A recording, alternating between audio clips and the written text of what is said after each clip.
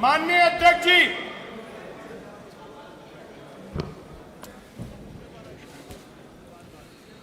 बैठिए, स्थान ग्रहण।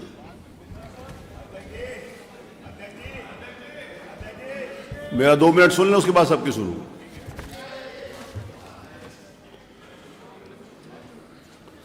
मैं विगत 4.5 वर्षों में जो एक विधायिका की गरिमा होनी चाहिए थी, उसके ऊपर प्रयास कर रहा था। कई दशकों से विधायिका एवं विधायकों के बारे में जो परसेप्शन समाज में दिया जा रहा था, मुझे उसकी पीड़ा थी। लोकतंत्र में पक्ष और विपक्ष, संवाद, सहमति और असहमति कॉन्स्टिट्यूशन का भी पार्ट है और लोकतंत्र का भी पार्ट है। मेरे से इन वर्षों में किसी ने पूछा कि विपक्ष शोर मचाता है, तो मैंने कहा ये विपक्ष का अधिकार है। विपक्ष सरकार की तारीफ करने के लिए नहीं, अपने विषय को लेकर सरकार को चेताने के लिए आता है।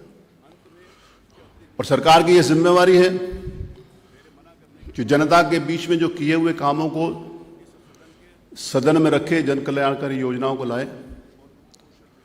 इस प्रकार के क्षण भी आते हैं जहां पर थोड़े बहुत असहज स्थिति होती है, लेकिन फिर भी उसको सही तरीके से ठीक करना ये लोकतंत्र में चलता रहा है और 4.5 वर्षों तक हुआ है। ऐसा नहीं है कि कल से पहले इन 4.5 वर्षों में माननीय प्रतिपक्ष के सदस्य वेल में नहीं आए, उनका अधिकार है आना, लेकिन समय और परिस्थितियों को देखकर अपनी बात कहकर वो वापस गए। मैं इस बात को कहना चाहता हूं आज कि डॉक्टर अंबेडकर ने संविधान में ये कहा था कि वक्त ये बताएगा कि समस्या संविधान में नहीं वरन व्यक्तियों में होगी, जो इसका अनुसरण करेंगे। पिछले लगभग 4.5 वर्षों में मेरा यह प्रयास रहा है कि विधायिका की गरिमा एवं उसका संवैधानिक महत्ता को संरक्षित किया जाए। इस निमित्त अन्य प्रयासों के अतिरिक्त अध्यक्ष के रूप में मैंने देश में प्रथम बार इस सदन के माननीय सदस्यों को उनकी योग्यता के अनुसार वर्गीकृत करके ये प्रसारित किया। इस सम्मानीय सदस्य सदन के उच्च स्तरीय योग्यता धारित करने वाले विद्वत जन सदस्य हैं और ये कि विधायिका किसी से कम नहीं है। मैंने ये इंगित किया है कि सदन में डॉक्टर्स, इंजीनियर्स, MBA, विधि उपाधिधारी एवं अन्य योग्य सदस्य निर्वाचित होकर आए हैं। इस देश के संसदीय लोकतंत्र की प्रगति में ये एक मील का पत्थर है। विपक्ष के रहते हुए भी मुझे ये याद है कि मैंने तत्कालीन नेता प्रतिपक्ष श्री स्वामी प्रसाद मौर्य द्वारा तत्कालीन मुख्यमंत्री श्री अखिलेश यादव जी के संबंध में आपत्तिजनक टिप्पणी की थी, जिसका मैंने विरोध किया था। ये कार्रवाई में है। मेरे विचार से सदन के माननीय नेता, प्रदेश के माननीय मुख्यमंत्री का सम्मान करना सदन के माननीय सदस्यों के संवैधानिक दायित्व है। सदन के माननीय सदस्य जो शपथ लेते हैं कि उसमें भी यह निहित है कि सदन के नेता का सम्मान करेंगे। यदि सदन के नेता का सम्मान पार्टी से ऊपर उठकर हम स्वयं नहीं करेंगे तो यह संस्था तो निष्प्रभावी हो ही जाएगी। हम सब सदस्यों का भी कोई मान सम्मान रहेगा, इसका मुझे शक है। वाद विवाद, सहमति एवं असहमति लोकतंत्र का अंग है, परंतु भाषा की मर्यादा रहनी चाहिए। संसदीय आचरण की परिधि को उल्लंघना इस संस्था के लिए अत्यंत हानिकारक होगा। परंतु कल सदन में जो हुआ उससे मैं दुखी और निराश हूं। मुझे पहली बार यह महसूस हुआ या तो हमारे प्रयास में कहीं कमी रह गई या फिर डॉक्टर अंबेडकर की बात सही है कि कमी संविधान में नहीं बल्कि व्यक्तियों में होगी। कल एक ऐसे सदस्य के आचरण ने मुझे दुखी किया जिसको हम इस सदन का रोल मॉडल कहते थे। कहीं भी कोई भी आता था तो मैं कहता ये रोल मॉडल है विधानसभा के। उनके द्वारा जिस समय इस प्रकार का आचरण किया गया और उसके बाद भी, मेरे मना करने के बाद भी बाहर जिस प्रकार की उनके भाषा का प्रयोग किया गया, वो निश्चित रूप से उसने मेरे मन में एक वेदना और पीड़ा पैदा की। ये निराशाजनक है। यदि सदन का आचरण उच्च स्तरीय योग्यता के पश्चात भी अपेक्षित स्तर का नहीं होगा तो आने वाले समय में कदाचित विधायिका निरर्थक हो जाएगी। मेरी एक लंबी राजनीतिक पारी रही है जो कि अपने अंतिम चरण में है। मैं फिर इस बात को रिपीट कर रहा हूं कि जो कि एक अंतिम चरण में है, परंतु मेरी यह आशा रही है, एवं प्रयास रहा है कि अध्यक्ष के रूप में मैं इस विधायिका ने जो हमको दिया है उसका हम कुछ ऋण वापस कर सके। परंतु ऐसा लगता है कि हम अपने प्रयासों में विफल हैं एवं जब तक सदन के माननीय सदस्य इसमें सहयोग नहीं करेंगे तब तक इस संवैधानिक संस्था का उन्नयन संभव प्रतीत नहीं होता। मेरी यह अपील है कि आप सब लोग पार्टी से उठकर इस पर विचार करें, हम आत्मालोचन करें कि आने वाली पीढ़ी के लिए हम क्या विरासत एवं परंपराएं छोड़ें। हमारे स्वतंत्रता संग्राम सेनानियों की विचारधारा एवं उनके सपनों का कितना सार्थक कर रहे हैं। आशा है कि हम इसका सिंहावलोकन करेंगे। अंत में इसके अतिरिक्त मैं ये भी कहना चाहूँगा कि मेरे मना करने के बाद भी कतिपय माननीय सदस्यों ने इस सदन के प्रतिबंधित कार्रवाई को मीडिया और सोशल मीडिया को दिया है, जिसको इसको प्रसारित किया गया है एवं ये आपत्तिजनक है। मैंने मीडिया के सम्मानित बंधुओं से इस बात का रिक्वेस्ट करी थी कि वो नहीं दिखाएंगे। पहले भी इस प्रकार के अगर यहाँ पर विधानसभा में ये क्षण आए हैं कि जिस समय वीडियो रिकॉर्डिंग करी जा रही थी, मैंने मना किया था, उसके बाद भी उन्होंने मान गए थे। लेकिन परंतु कल जिस प्रकार से जो मेरे मना करने के पश्चात भी जिन माननीय सदस्यों के द्वारा यहाँ की फोटो खींचकर सोशल मीडिया में डाली, यहाँ की रिकॉर्डिंग करके सोशल मीडिया में डाली, वो अत्यंत निंदनीय है और पीड़ाजनक है। अगर इस प्रकार का आप छवि समाज में देना चाहते हैं कि हम नहीं सुधर सकते, तो सबके लिए इस बात की जिम्मेवारी आती है। कोई भी एक सदस्य अगर इस प्रकार का आचरण करता, मैंने कहा था कि एक समय था कि जिस समय माननीय अखिलेश यादव जी मुख्यमंत्री थे तो 2 सदस्यों ने वहाँ पर अपनी हाफ ऊपर कपड़े उतार दिए थे।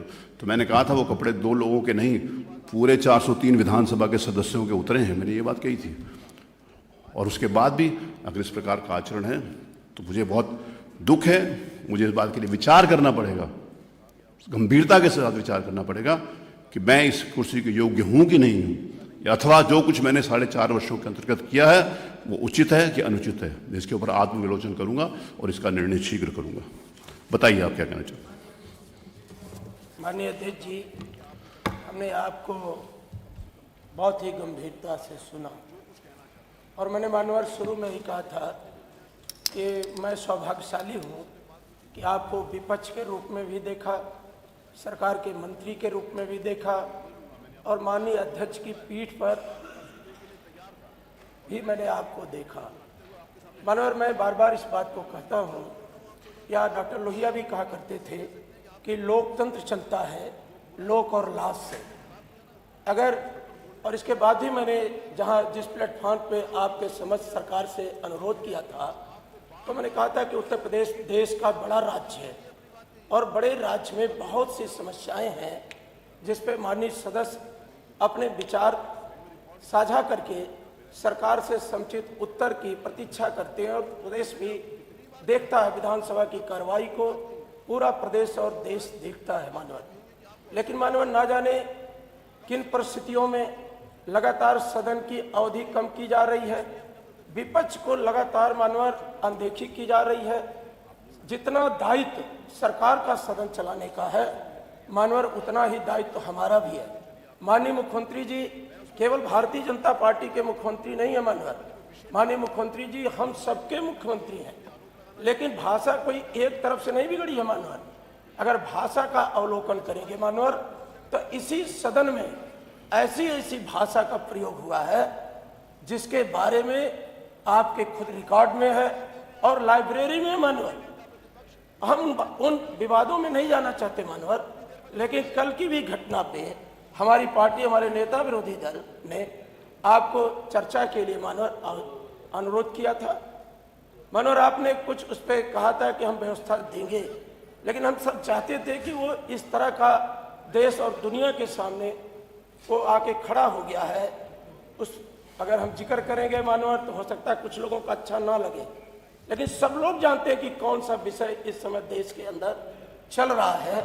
और वहीं दूसरी तरफ मानवर सड़कों पर छात्र पिट रहे हैं, खेतों में किसान कल जब आपने कही, आपने बात की, इसका मैं उत्तर दे दूं। अब बैठे, मैं अपनी बात कह दूं। आपने जो विषय कहा है मेरे ऊपर, मैं उसके मेरी बात सुन लीजिए। विपक्ष कहा जाए मानवर, मैं बात हृदय आपका संरक्षण चाहता हूं। मानवर, हमेशा विपक्ष, आपने विभिन्न प्लेटफॉर्म पे कहा, लगभग 4.5 साल हो गया बिना व्यवधान के विधानसभा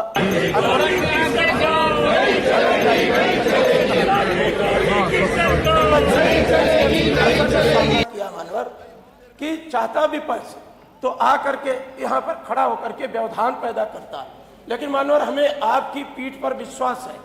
हम जानते हैं कि आपकी पीठ से हमें न्याय मिलेगा मानवर, लेकिन जब आपने कार्ययोजना प्रस्तुत की थी उस समय भी मैंने मानवर कहा था कि बहुत सीमित समय है और इस सीमित समय में बहुत बड़ी बड़ी समस्याएं हैं।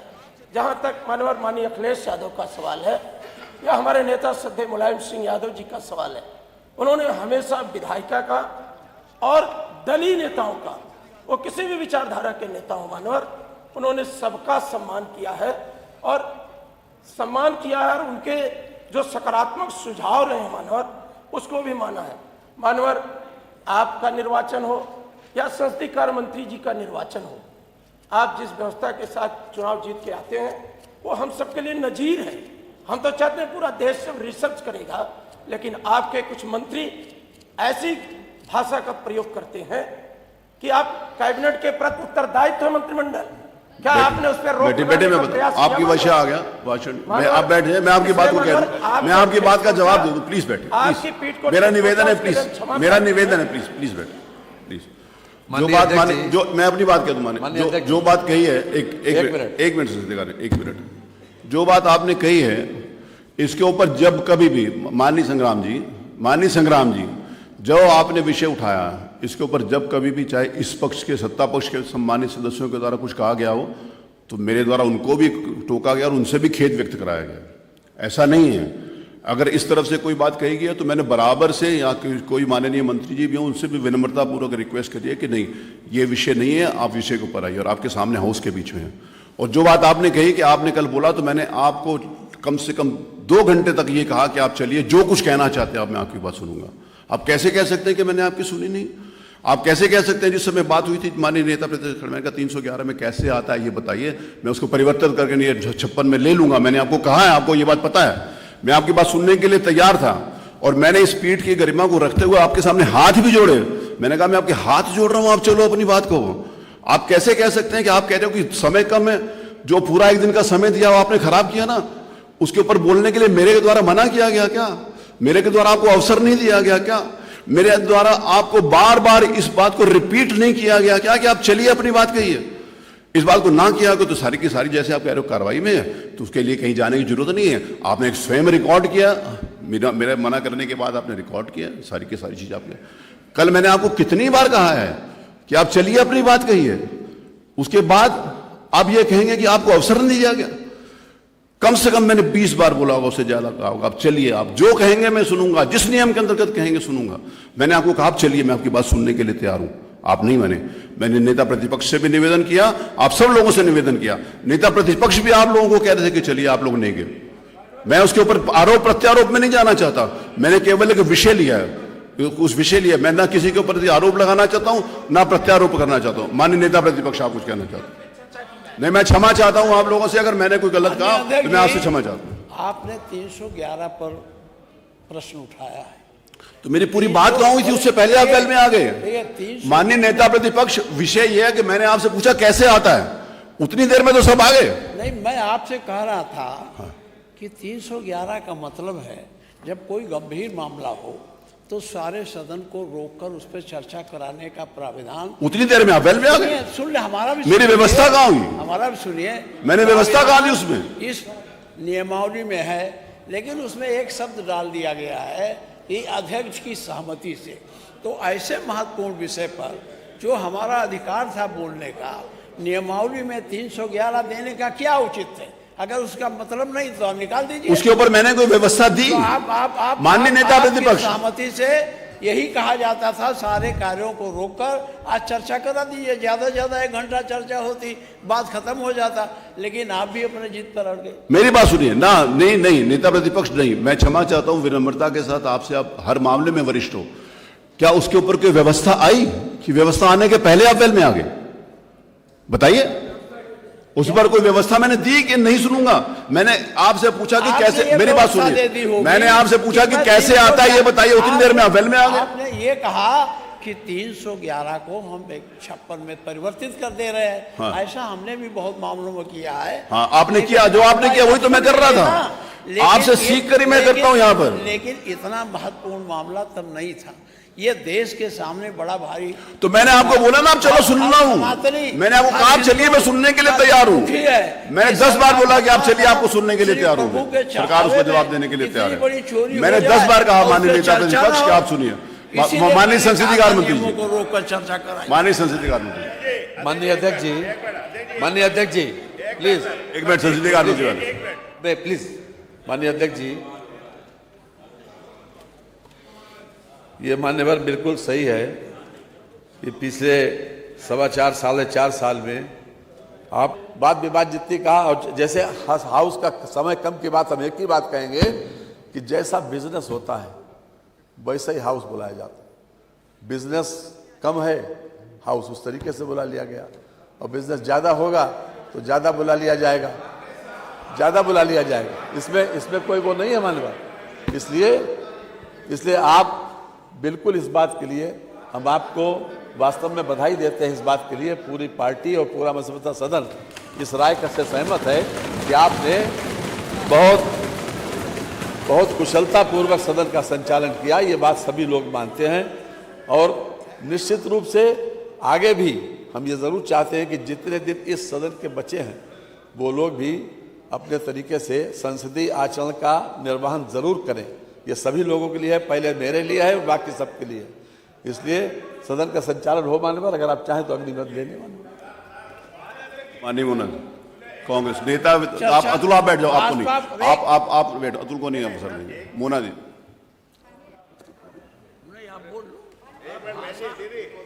मुख्यमंत्री जी को समझाते हैं क्या भाषा बोलते हैं।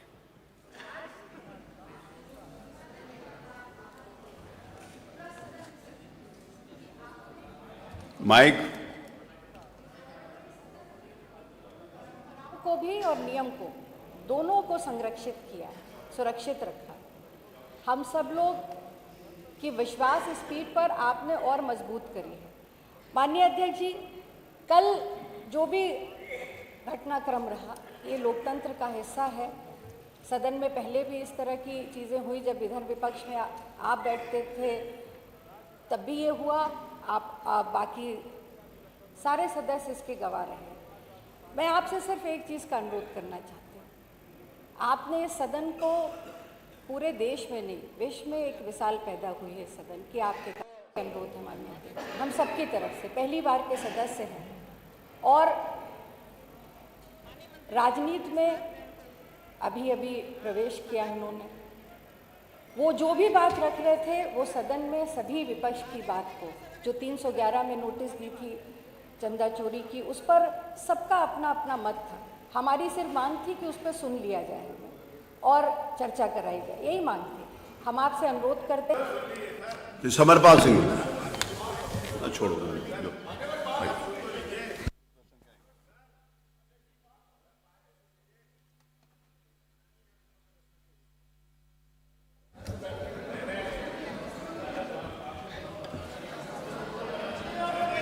प्रश्न संख्या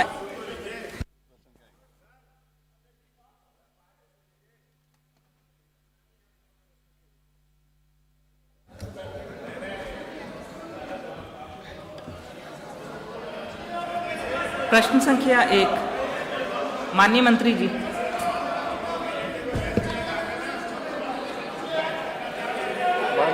प्रश्न संख्या 1, माननीय मंत्री जी। प्रश्न का जवाब हमने दे दिया है। प्रश्न गांव और शहरों में नई बसावट क्षेत्रों में विद्युत कनेक्शन और विद्युतीकरण, नई बसावट क्षेत्रों में विद्युत कनेक्शन और विद्युतीकरण हेतु आयोजकों को से राशि दिए जाने के संबंध में था। हमने बताया है कि किस प्रकार से आज़ादी के बाद 2017 तक के 70 वर्षों में 7 डिकेड्स में